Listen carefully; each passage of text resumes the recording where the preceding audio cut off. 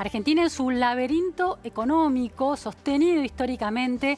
¿Por qué otros países de la región como Perú, como Chile, como Bolivia despegan, pero Argentina no? Estamos con un economista muy respetado, Rafael Di Tella. Muchísimas gracias, Rafael, por estar aquí. Hola, buen día. Bueno, Rafael es profesor titular de la Universidad de Harvard, bueno, y es doctor en economía por Oxford University. Bueno, una familia conocida, la familia Di Tella, siempre involucrada en las cuestiones de interés público, ¿no? La política nacional. Rafael, hubo un intercambio intelectual vigoroso entre un paper tuyo y un paper del expresidente del Banco Central, Federico Sturzenegger. Se plantearon muchas cuestiones interesantes en ese debate. Una es, vos decías, una falta de preponderancia del tema fiscal, del ajuste. ¿Cómo ves la Argentina que se viene en relación a esta cultura del déficit fiscal cero y la necesidad de un ajuste versus el gradualismo que el gobierno de Cambiemos, de Macri, bueno, decidió implementar? Bueno, no sé si te puedo contestar todo eso. Hay una parte chiquita del debate que me parece que es interesante, que es que hubo un aumento relativamente grande del gasto como proporción del producto respecto a lo que era histórico en Argentina durante el kirchnerismo. No tengo los números en la cabeza exactos, pero ponele que pasó de 27 a 37. Entonces, que es un aumento muy grande. Sí. Entonces, y eso además hubo un déficit. Entonces, toda la discusión sobre el ajuste y demás se da con respecto a si hay que tener o no un déficit. Sí. Y me parece que la pregunta principal ideológica es cuán grande tiene que ser el Estado. Entonces, parece que hay mucho lugar para ponerse de acuerdo, en el sentido que lo que es muy destructivo para las economías en general es tener déficit, no tener el gasto tan alto. Entonces, para ponerlo de una manera medio extrema y para que se entienda, es como que hay lugar para un acuerdo donde a la izquierda le damos un gasto muy alto y a la derecha le damos déficit cero. Entonces, ¿cómo se compatibilizan esas dos cosas? No te entiendo la pregunta. Claro, Sí, ¿cómo se financia ese gasto en una economía en recesión si al mismo tiempo el déficit es cero? si vos tenés una... si nosotros seguimos con los desequilibrios y demás, va a haber un ajuste. Siempre, históricamente, Sí. cuando vos tenés un desastre macroeconómico, termina en un ajuste. Entonces, y eso sucedió en Argentina muchas veces. Entonces, la promesa a la izquierda, de alguna manera, es que vas a mantenerte en niveles muy altos de gasto relativo a lo que históricamente fue en Argentina. Sí. Y a cambio de eso, la izquierda tendría que ser la principal defensora de que haya un ajuste Sí. en ese nivel alto de gasto. Ajá. Es decir, no tiene mucho sentido tener un déficit fiscal, además de que ya tenés el gasto tanto más alto que lo que históricamente se fue. Sí. Entonces, esa es la parte que me parece a mí que es como que tan difícil de entender de afuera, que Claro. es que los principales defensores de que haya déficit cero tienen que ser las personas que les gusta este nivel alto de gasto, que debería ser la gente más de izquierda. Sí. Entonces, es medio raro. Es como que se están tirando un tiro en sus propios pies, ¿no? Ahora, a ver si lo puedo entender desde una perspectiva común de ciudadano corriente. Si hay un gasto público alto, estamos hablando de eso, ¿no? Un gasto Sí, público alto, sí. que como dice el candidato del Frente de Todos, Alberto Fernández, hay que tener una Argentina que incluya a todos, y si hay que sacrificar déficit para poder incluir a todos a partir del gasto público, se sacrificará el déficit cero. ¿Eso es una manera de verlo? Sí, claro, creo que tenés razón. Estás mejor puesto como lo explicás vos. Es exactamente así, que es que no hay ninguna razón por la cual vos tengas que tener déficit además del gasto alto. Vos podés tener déficit a gasto bajo o gasto alto. Entonces, lo que es una paradoja es que la gente que le gusta un sistema con un Estado grande, Sí. no sea la principal defensora del equilibrio en el gasto alto. Pero en una Argentina como esta, de actividad económica estancada o en caída abrupta, ¿de dónde sale la plata para sostener el gasto alto y al mismo tiempo sostener el déficit cero? Si las exportaciones se reducen, si el mercado interno está detenido, ¿cómo se sale de eso, no? Es una buena pregunta. Cuando vos tenés crisis macroeconómica, me parece que hay muchas cosas que están funcionando mal y hay muchísimas demandas cruzadas. Claro. Y de alguna manera tenés razón que es muy difícil que la gente te acepte algo porque no saben qué les vas a dar en el futuro. Lo que se necesita entonces es que nos parar un poco la pelota y decir, bueno, ¿qué son las pocas cosas que entendemos, porque no entendemos muchísimo lo que sucede, pero algunas cosas sí entendemos y creo que sabemos que cuando vos tenés un déficit del gobierno permanente, terminás o con mucha deuda o con mucha inflación, en general con mucha inflación, y termina con un lío. Sí. Entonces, eso no le conviene a nadie. Sí. Y en particular no le conviene a la gente que le gusta el gasto alto. Sí. Entonces, porque no lo va a poder sostener. Porque no se puede sostener. Claro, bien. Entonces, me parece que es importante hacer ese acuerdo, claro, donde la gente de buena voluntad se entiende y no trata de pasar pato por gallareta. Vos, por ejemplo, a mí me gustaría que haya pocos impuestos. Sí. Pero eso no quiere decir que no acepte perfectamente de que se puede tener un gasto muy alto y que funciona perfecto, la economía se desarrolla, etcétera. Porque los pocos impuestos que se cobran, buena parte se deriva ese gasto público que se considera necesario para incluir a todos.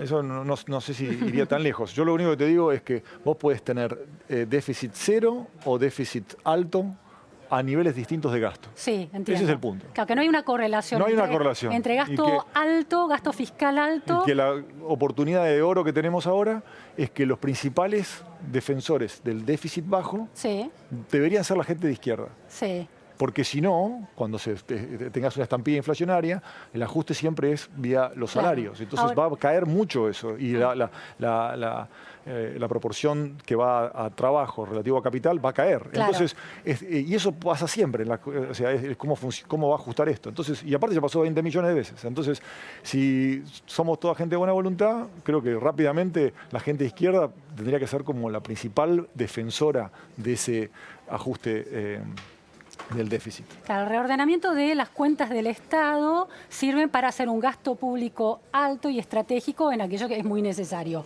Podría ser un análisis posible. Ahora, si vemos el tema desde el lado del déficit y no desde el lado del gasto público, ¿es irrenunciable el objetivo? Es decir, ¿hay que tener déficit cero sí o sí? Porque como te decía recién, el candidato Alberto Fernández plantea que si el objetivo es extender derechos y garantizar derechos, no importa tanto cuidar ese déficit cero. Depende en qué situaciones, una cosa que depende en qué situaciones. Cuando ya tenés una cierta experiencia con inflación, cuando no tenés acceso a los mercados, etcétera, vas a tener que imprimir para financiar ese déficit. Entonces vas a poder garantizar menos esos derechos. Así que, ojo por ese lado. Pero es cierto que hay momentos donde vos podés tener déficit. No es que hay que ser un fundamentalista monetarista, que tenés un déficit, tenés que imprimir y vas a tener un lío. Porque hay muchas experiencias, sobre todo en otros países y demás, que vos tenés, que vos imprimís mucho y no pasa nada. En Japón, creo que sí. Pero son circunstancias tan distintas que me parece como un poco equivocado estar buscando información en esos lugares tan raros. Claro, son países y sociedades distintas y problemas históricos distintos. Rafael, se dio el tema de la gran discusión si ajustazo, shock de ajuste o gradualismo. El gobierno de Cambiemos optó por gradualismo, las consecuencias no fueron positivas. Hubo gradualismo en términos monetarios, pero no hubo gradualismo en términos de tarifas, por ejemplo. ¿Hubo ajuste vía tarifas? ¿Y ese es un problema? Sí, me parece que es bastante, está implícito en tu pregunta, que hubo distintas velocidades en distintas áreas, entonces es un poco difícil entender cuál es la lógica de lo que sucedió. Esa parte es cierta. Ahora, ¿el ajuste era necesario? El ajuste era necesario, depende de qué tipo de política macroeconómica vas a hacer. Si vas a estar haciendo un régimen... pero sí, necesitas hacer un poco, como te decía antes, necesitas tener ese desequilibrio, lo tenés que imprimir o tenés que endeudarte. Claro. Entonces es medio raro criticar a una persona porque se endeuda y después pedirle que sea gradualista. Medio que no se puede.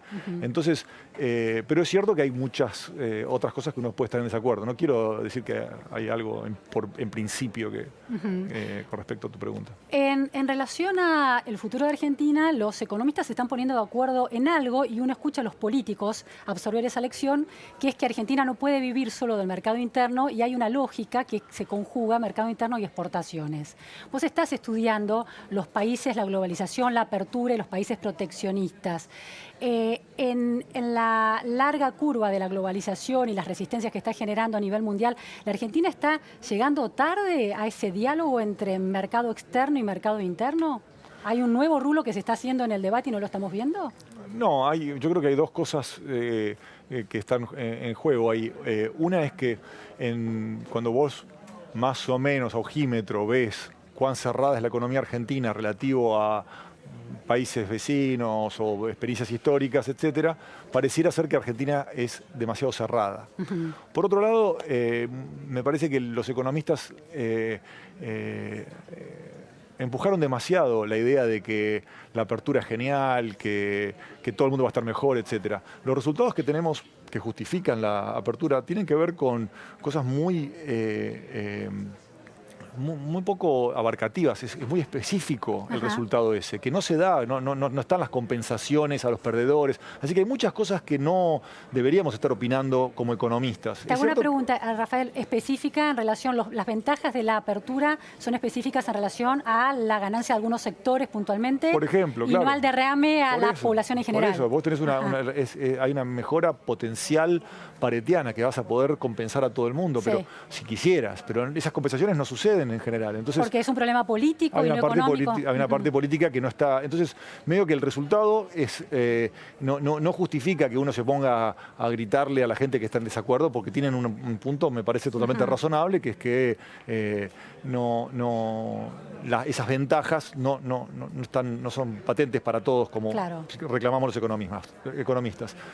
Pero también es cierto que Argentina es bastante cerrado, así que eso hay que tener cuidado, porque no es conducente al desarrollo estar tan cerrado, porque vos cuando querés producir algo tenés que importar. Entonces cuando vos importás a precios altísimos no podés desarrollarte. Claro. Si en el diálogo otra vez planteas un diálogo entre las partes que tienen distintas concepciones ideológicas y conceptuales, de alguna manera. Ahora, si uno compara Argentina con la historia económica de un país como Perú o de Bolivia, de signo político distinto en estos últimos 20 años, las dos han abierto su economía, las dos naciones han abierto su economía y al mismo tiempo han producido, baja inflación, alto crecimiento del PBI. ¿Por qué Argentina, ni por la vía de cerrarse ni por la vía de abrirse, logra entrar al mismo carril?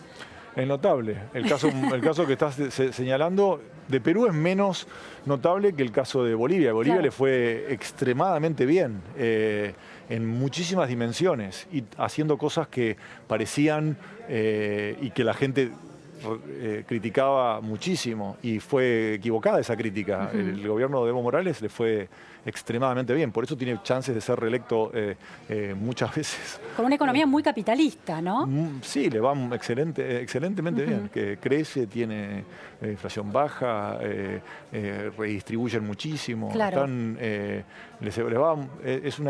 deberíamos tener más humildad cuando miramos países como Bolivia en particular y Perú, etc. ¿Hay alguna hipótesis que plantea que un país como Perú o como Bolivia, que partían de un piso muy bajo en términos de distribución de la riqueza, de desigualdades sociales, de desarrollo, tenían menos resistencia a ciertos cambios y menos organización que frenar esos cambios? La Argentina, en cambio, tiene una tradición sindical peronista con una idea muy fija en relación al rol del Estado y del capital, con mucha estigmatización de alguna manera al capital. Entonces, impide que se instale alguna visión más aperturista. ¿Coincidís con esa mirada? No. A ver. No, me parece que una cosa, como yo te señalaba antes, hay muchas oportunidades para gente de buena voluntad comunicarse y tratar de entender lo que está sucediendo. Echarle la culpa al peronismo siempre y en todo momento y en todo lugar parece una simplificación. Y para ser más específico, lo que vos señalabas con respecto a Bolivia no fue cierto para Goñi Sánchez de Lozada, el gobierno más neoliberal. Y Bolivia seguía teniendo una base baja, estaban todas esas oportunidades. ¿Y por qué le fue tan mal? Bueno, es complicado, no quiero sobresimplificar, etcétera, pero contradice así a priori lo que estabas sugiriendo antes. Yo creo que la idea de somos lo que somos, ¿no? La gente, los peronistas viven acá en Argentina, los sindicatos, o sea, la idea de fantasear con mundos idealizados y hacer eso como el contrafactual me parece un error. ¿El gobierno de Cambiemos fue un gobierno en términos económicos aperturista, capitalista de derecha o hizo más populismo que esa versión de la vida económica de un país de centro derecha? Mira, es un poco temprano para estar... o sea, vos señalaste este intercambio que yo tuve con Federico Sturzenegger. Es un poco prematuro estar hablando. Todo el gobierno de Cambiemos no terminó. Yo no entendí por qué hicimos ese intercambio. Falta para que lo podamos evaluar y que yo pueda contestar bien tu pregunta. El gobierno parece que haber hecho algunas cosas en una dirección y otras en otra, sobre todo últimamente. Así que vamos a ver dónde cae la ficha al final. Pareciera ser que ahora están haciendo cosas un poquitito más, un poco distintas del plan original. Así que, ¿más peronistas, dirías? En términos de bajar impuestos, por ejemplo. El peronismo es tan generoso en sus políticas que cualquier cosa que hagan va a caer como una cosa que el peronismo puede hacer. Generoso en su radialidad, o sea, es 360 grados, el pragmatismo hace... Mucho pragmatismo, así claro. que cuando son pragmáticos se parecen a los peronistas. Claro. En términos estructurales, otra comparación que se hace y que también nos deja mal parados es con Chile, ¿no? Sí. Chile, un país que salió de una dictadura en un proceso muy distinto al de Argentina, de transición manejada de otra manera. Sí. Ciertos logros de esa dictadura chilena en términos económicos y macroeconómicos se sostuvieron y se consolidaron y se democratizaron. ¿Cuál es el problema de Argentina comparado ahora con Chile? Mira, cada maestrito con su librito. A la gente más de derecha le gusta decir lo que pasa, que los chilenos mantuvieron las reformas de Pinochet y demás. La gente que le gusta las cosas contracíclicas, le gusta que tuvieron un fondo, el cobre, eso. Claro. La gente que le gusta metas de inflación, dice, no, tuvieron metas, nosotros no. Yo te voy a contestar de una manera consistente con lo primero que te contaba, que es que los economistas sabemos muy pocas cosas y nos gusta exagerar mucho lo que sabemos, pero una área donde estamos más o menos con cierta confianza es que si vos tenés un déficit te genera líos, porque tenés que financiar ese déficit. Sí. O imprimís o tenés que financiarte con deuda. Entonces, una cosa que yo admiro de los chilenos es que fueron relativamente prudentes fiscalmente. Entonces tenían déficit relativamente chicos. Uno podría decir, bueno, con las necesidades que tiene alguna gente en Chile deberían haber sido más agresivos cuando tenían en los buenos tiempos. Claro. Y yo creo que eso es una crítica posible. Pero la cosa interesante es que no se desbandaban nunca hacia el déficit muy violento. Entonces, esa parte más chiquita es la que estoy diciendo. Y si a la gente quiere criticarlos que tendrían que haber sido más agresivos, gastándose la plata puede ser, no tengo una opinión. Lo que sí es que cuando las cosas se complicaban, no terminaban con unos déficits infinanciables. ¿Cuánto? Bueno, acá hay una cuestión de... deduzco, aunque bueno... ¿Puedo decir una cosa más? Sí, por favor. Perdóname, estaba pensando que es cierto que tuvieron políticas más bien como de derecha en muchas dimensiones, pero también tenían controles de capital. Entonces, me parece que otra cosa que yo les envidio un poco a los chilenos, que en el fondo fueron bastante como razonables y trataron de... no se mambearon, se dieron cuenta que tenían que tener algo más o menos que esté todo el mundo más o menos incluido, pese a que es bastante elitista Chile, de alguna manera. Tienen bastante... Por lo menos esa es la imputación que se hace desde Argentina, ¿no? Ahora, Rafael, estamos hablando de la clase, estamos hablando, sin que lo digas abiertamente, de responsabilidades políticas y del modo en que la clase política, la clase dirigente política, cuando se hace cargo del Estado, no importa desde qué signo político sea, asume los principios económicos. ¿Están demasiado ideologizados en Argentina esos posicionamientos y el mundo es más pragmático, por lo menos la región, estos países que señalábamos, es más pragmática? Sí, no sé, esa parte es re difícil la pregunta, qué sé yo. A veces pienso, hago autoflagelación de que los economistas hemos exagerado cuánto sabemos y que suprimimos el debate injustamente. Decimos, bueno, vos no sabes nada, déjame que te explico yo que yo soy el gran economista. Sí. Y eso genera muchísima irritación, además de que es mentira. Y además de errores y fracasos. Y además de que encima nos va bastante mal a veces a los economistas cuando hacemos. Entonces, después perdemos fuerza cuando yo te digo, no, sabemos algo los economistas, vos no tenés ganas ni de escucharme, Claro. decís, pero ya sabemos que... Entonces, me parece que a veces parte de esa falta de acuerdo se debe a que no tenemos, que a veces nos mambeamos, exageramos cuánto sabemos, pero también es cierto que los economistas exageran cuánto saben en otros países y no les pasa lo que pasa en Argentina. Así que creo que es una mala explicación la que doy. ¿Tenés alguna explicación, alguna hipótesis explicativa acerca de por qué estructuralmente la Argentina tiene estos problemas y la región no?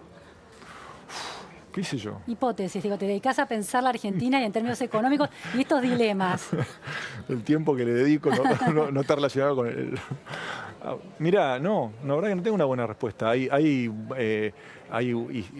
hipótesis que me parece que son razonables, que tienen que ver con cómo interpretan los shocks. Yo creo que a veces los shocks los interpretamos de manera muy... estamos con la persecuta, todo el tiempo es algo, nos hicieron estos. Ajá. Y muchas veces hay shocks y cosas que pasan y salen mal. Entonces, como que... Y otra cosa que somos muy inseguros, no nos gusta aceptar que no entendemos algo, etc. Entonces es como que todo el tiempo queremos... No, está claro, ya sé lo que está pasando. No está claro, es re difícil entender por qué pasan ciertas cosas. Y me parece que a veces nos vamos demasiado rápido a la cosa conspirativa, que yo no creo que Macri le salió mal porque estaba trabajando para llevarse la plata a su casa. Sí, sí. No me parece que esa es la explicación más razonable. La verdad que no. Se puede ser crítico de las cosas que hicieron, pero no me parece eso lo principal. Sí. Entonces, de alguna manera creo que a veces eso corta el diálogo. A mí no me gustan las cosas que cortan la discusión porque discutiendo a veces nos entendemos. Entonces, cuando los economistas chapean, frenan la discusión y es una macana eso. Claro. Cuando los conspirativos dicen, no, estos son... Digo, no me parece razonable. ¿Cómo ves? Se elogia mucho, sobre todo del lado del Frente de Todos, la política económica llevada adelante durante el primer kirchnerismo, el nestorismo, con el ministro Roberto Labaña en su momento. ¿Cómo ves esa época de la Argentina? ¿Fue beneficiada por una cuestión coyuntural global de, bueno, el precio de los commodities y un rebote después de una crisis terminal como la de 2001 de Argentina? ¿O tuvo que ver con una gestión, con una mirada del Estado distinta, efectivamente? Mirá, me parece que es absolutamente... O sea, ¿fue casualidad, suerte o una eficiencia de la gestión? Me parece que para que progresemos deberían, los que lo ven como que es una gran gestión, deberían tratar de mirar los datos con respecto a los precios internacionales, con respecto a cómo dejó la devaluación anterior los salarios y cómo, o sea, eso que yo te decía antes, que vos cuando tenés una estampida del inflacionario del dólar tenés un ajuste, empezaron con circunstancias recontra favorables en muchas dimensiones. Y el otro grupo debería reconocer que fueron bastante conservadores fiscalmente, por ejemplo, y que muchas cosas que parecían que no eran una buena idea y los economistas le criticaban, me parece que tuvieron la inteligencia y el coraje de hacer cosas distintas de lo que se esperaba de ellos. Eso a mí me gusta de los kirchneristas, que son más bien osados. Eso me parece que está bien. Después, por supuesto que hay una cantidad de cosas que yo fui en el pasado y sigo siendo súper crítico. Pero me parece una tontería negar esas virtudes que tuvieron. ¿Esas virtudes se limitan a ese nestorismo o se continúan luego en el kirchnerismo de las dos gestiones de Cristina Fernández de Kirchner? Porque me parece interesante esta idea que vos decís de racionalizar el análisis y reconocer los problemas, los desafíos, los límites de una gestión, pero también sus aportes. Sí, a mí me parece importante. ¿Cuáles son los aportes? Sabemos, hay una parte de la opinión pública que tiene muy claro cuáles son las cuestiones negativas del kirchnerismo de Cristina Fernández de Kirchner. ¿Cuáles serían los aportes en términos económicos y macroeconómicos? ¿De los gobiernos de Cristina? Sí. Bueno, tendría que pensar. Yo pensé que íbamos a hacer una entrevista escrita, entonces me da más tiempo para pensar. Así tendría que pensarlo un poco No más. tenemos tiempo. Bueno, a ver, alguna, porque decías que tenés serios reparos en relación al kirchnerismo. ¿Cuáles son esos reparos que los tenés más claros? Mira, a mí no me gusta el autoritarismo, no me gusta cuando son autoritarios. Esa parte me parece muy criticable. ¿Hay una economía autoritaria del kirchnerismo? No, eso me preguntaste en general, te decía más bien en general, cuando alguien dice algo y salen del uso de la cosa pública y los critican así. Me parece que eso es muy autoritario, me parece muy malo. Me parece que también avanzaron sobre muchas cosas institucionales que son malas, pero es medio lo mejor que la sociedad más o menos liberal sabe cómo manejarse. Un ejemplo claro es el periodismo. El periodismo, por supuesto, que tiene millones de defectos, y cuando somos jóvenes siempre los criticamos y tenemos la lista de que hacen agenda setting, que hacen una cantidad de cosas que son malas. Pero por supuesto que cuando vos ves el modelo alternativo de periodismo, de cómo vamos a encontrar la información que propuso el kirchnerismo, decís, no, bueno, no puedo apoyar eso, es una pésima idea. Es un retroceso con respecto al periodismo que con los errores que tiene produce algo de información, de alguna manera. Entonces, a mí me parece que esa es la parte que me molestaba más a mí del kirchnerismo, que es el autoritarismo y el hecho de que, por ejemplo, se expresaba principalmente en que la información venía muy sesgada. Ahora, si volvemos a la economía, te doy un dato a ver qué pensás de ese dato, un dato que reconoce la expresidenta Cristina Fernández de Kirchner en su libro Sinceramente, que afirma que en 2015, en el medio de la campaña electoral, para beneficiar al candidato Scioli y poner plata en el bolsillo de la gente, que es un latiguillo que se escucha desde ese polo de la polarización, estuvo dispuesta a generar un punto de déficit fiscal para alimentar el consumo. ¿Es legítimo en términos económicos, más allá de lo electoral, alimentar el consumo, el mercado interno, a partir de generar intencionadamente déficit? Si intencionalmente podés generar déficit, por supuesto. No digo si se puede, no si se puede, sino es racional en términos económicos y macroeconómicos. Vivimos en una sociedad democrática, tiene millones de efectos el manejo de la economía respecto de lo que haría un economista iluminado dictador. Si esa es la pregunta, por supuesto. Pero más o menos funciona en casi todos los países del mundo. Existe eso que vos estás describiendo, que es un ciclo electoral en el gasto. En el caso de lo que vos señalas de Cristina, tendría que pensar un poco cómo es. Pero es cierto, aumentó en un punto, pero si fuera el ciclo puro político, entonces en el primer año tendría que del otro gobierno lo hubiera ajustado. Claro. Y sin embargo pasó lo contrario. Claro, el gobierno de Macri en el primer año aumentó el déficit bastante. Entonces, pienso que entonces no, que está haciendo, que se equivocó Cristina, que ese no fue un error ella puede decir lo que quiera, pero relativo, si lo va a agarrar un ciclo electoral del gasto, creo que no lo va a agarrar, porque eso que hizo Macri el primer año. Así que o puede explicar que el macrismo no estaba lo suficientemente convencido de la cultura del déficit cero, ¿no? En ese primer año. Claro, puede ser, pero es los raro. Costos políticos de pero ese no va a dar esa regresión estadística, porque el gobierno de Macri supuestamente es un poquito más de derecha que el de cosas, así que debería medio que ser al revés. No entiendo cómo hacer para enganchar, para explicar eso. No entiendo.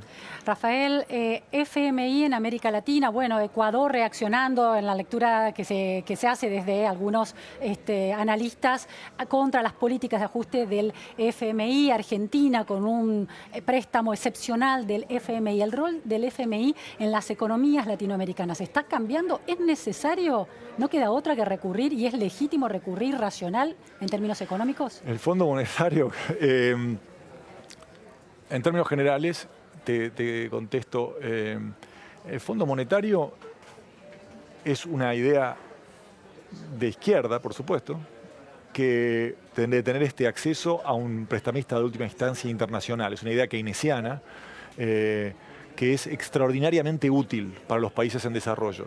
El problema que pasó con el tiempo es que el Fondo Monetario se fue extralimitando en la forma en la cual te prestaba. El mandato del Fondo Monetario es decirte que tengas balance interno y externo. Claro.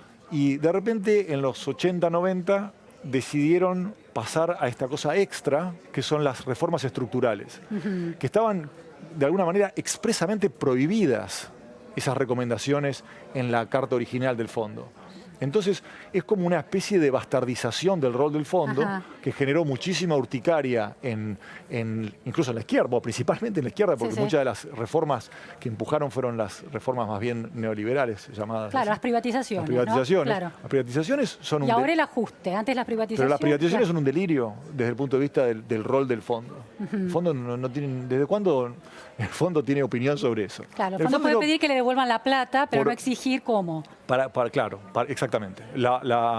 Que te lleva a lo que hablábamos antes. Una cosa es el déficit, que eso sí tiene razón el fondo en pedirte que te ocupes, por eso te presta plata barata, y te exige condicionalidades relativas a ese déficit.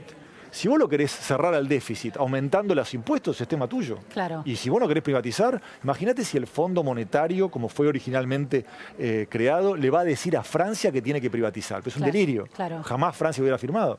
Entonces, me parece a mí que hay una especie de desafortunado momento del fondo donde se extralimita políticamente y genera un odio entendible de muchísima gente que cree que lo que están haciendo es catastrófico, porque se meten en la política de una manera que no tienen que hacer. Y yo creo que ahora se está volviendo a un rol un poquitito menos político y tratar de ser un poquito más razonable. Claro, de más sentido común. Ese momento de izquierda del FMI, ¿cómo era esa concepción?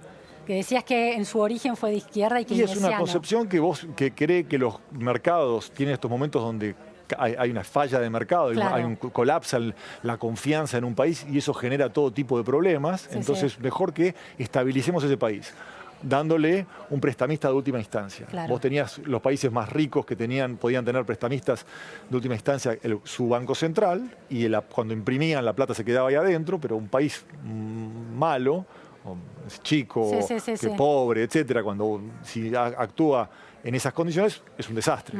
La plata se va. Interesante. Entonces, el Fondo Monetario tiene ese rol de estabilizarte, dándote plata. Es un regulador de esos desequilibrios, claro. ¿No? Un regulador, no sé, en el sentido de que eso, sí, a veces se le pide algo al fondo que te regule antes, pero lo que yo quería decir es distinto, que es que en el momento de una crisis te dan plata, viene el fondo, te da plata, mucha de esa plata se va. Entonces vos tenés que aguantar eso, porque después vuelve. El caso de México es el mejor. México 95, una vez que estabiliza, que después de una crisis, así que no es un perfecto ejemplo, pero la plata, el crédito que le dieron los americanos y el fondo se lo devolvieron temprano. Claro. Así que... De alguna manera, el FMI en su origen es un instrumento pergeñado por los estados para hacer una política de Estado cuando los mercados se desbalancean y perjudican a la gente. Claro. Es la idea que vos, si vos tenés una idea más bien de izquierda, de que los mercados se pueden asustar por razones no fundamentales, entonces está buenísimo tener una institución que te pueda prestar la plata para estabilizarte cuando vos tenés este susto de los mercados injustificado. Finalmente, Rafael, para ir cerrando, estamos en un proceso complicado de Argentina hacia adelante. Las recetas son varias. ¿Cuál es esa relación virtuosa entre las obligaciones en relación al FMI, los deudores privados, la recesión y la posibilidad de crecer? Me estás preguntando si hay que defoltear. Bueno, o reperfilar de alguna manera más extrema. Reperfilar. No te puedo contestar así rápido. Es complicado. Muchas veces los economistas exageramos las tremendas repercusiones que tienen, va a haber si hay un default, y a veces esas cosas no suceden. Por otro lado, pareciera ser que cuando nosotros ya hemos tirado de ese Piolín en particular, muchas veces, y parece que estamos en una situación increíblemente delicada, así que me parece que tengo que pensar mejor mi respuesta. A ver si por este lado podés elaborar todas esas ideas que están en tu cabeza al mismo tiempo. El candidato Alberto Fernández dice algo que es muy interesante porque tiene que ver un poco con lo que estás planteando, que el FMI está bien, hay que cumplir con la deuda, con las obligaciones que se han contraído, pero para eso hay que crecer. Para eso hay que crecer. La única manera de pagar es creciendo. De manera que se pueden plantear una conversación y una negociación donde que Argentina crezca sea el objetivo, porque va a ser la manera de pagar. No, por supuesto que estoy de acuerdo. Si vos crecemos es muchísimo mejor, mucho más fácil. Imagínate que vos hagamos un ejercicio extremo, se triplica el Producto Bruto mañana y entonces la deuda nominal se mantiene constante, en términos de la capacidad de repago, colapsó. Así que, y eso no te genera ninguna tensión política, no tenés que ajustar gastos, no tenés que hacer nada. Entonces es verdad que los gobiernos en general se tientan mucho por el camino ese. Pero la pregunta que es la más difícil es si vos para poder crecer, por ejemplo, imagínate que aparece Fernández de presidente. Entonces todo el mundo se imagina cosas medio negativas o lo que fuera. Y si él da una imagen de que, bueno, fenómeno, vamos a mantener el gasto alto, pero con déficit cero, eso puede ser que te genere la confianza necesaria para crecer. Entonces, medio como que decir eso está muy bien en una campaña política, pero el problema es los detalles. No es tan fácil entender cómo se va a hacer eso. Ese déficit cero y creciendo al mismo tiempo y generando gasto. Exactamente. ¿Cuál es el detalle más complicado de todo eso? Mira, tenés una situación muy difícil de repago. Y si vos generás desconfianza, puedes tener menos reactivación. Así que el gran problema es mantener la confianza. Por eso me parece muy importante para el futuro tener un acuerdo de partes de los empresarios, de los sindicatos, de los pensionados. Uno de los grandes desequilibrios es cómo se indexan las jubilaciones. Yo creo que tengo alguna esperanza de que un pacto corto, temporal, no tentarse como hizo Nixon, que se quedó años con control de precios y salarios. Hacer una cosa relativamente corta puede ayudar a coordinar estas variables que son todas tan difíciles de ajustar en la misma dirección. Es decir, que estás de acuerdo con el control de precios y salarios en un plazo limitado para que impacte en la producción y el consumo. En principio sí, como una parte de si vos tenés un perfil fiscal razonable, hay un segundo problema que es la inercia inflacionaria y la cantidad de problemas que no me parece para nada mal probar con una política de ingresos que congela precios, salarios y pensiones por un periodo corto de tiempo, que te da una pequeña tregua para pensar, 3, 4 meses, no 4 años. El gran problema es salir de estas cosas, porque como la gente dice, fracasan siempre, no, siempre tienen éxitos, al revés. Siempre fracasan porque las extienden. Nixon es el caso paradigmático de esto. Muchísimas gracias, Rafael Di Tella. Lleno de matices, ¿no? Todo este análisis muy interesante. Te agradezco mucho. Nos vamos a un corte en la repregunta, noticias a fondo y enseguida...